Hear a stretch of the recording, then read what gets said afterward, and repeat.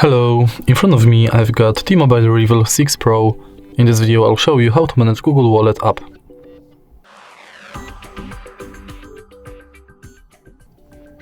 In the beginning, let's enter Google Wallet, tap Got it, and as you can see from the homepage of this app, you can add payment card, check quick tips, and add passes like Transit Pass, Loyalty and Gift Card.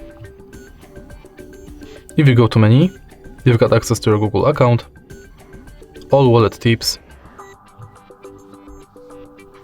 full list of participating banks,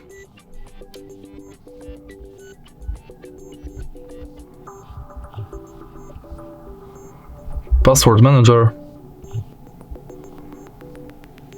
your data in wallet when you can manage payments data, and passes data. Wallet settings when you can manage payments profile, add passes from Gmail, enable or disable review purchases, updates about your passes, and updates from wallet and Google Pay. In the end, you've got access to help and feedback. And that's it. If you find this video helpful, please leave a like, comment and subscribe.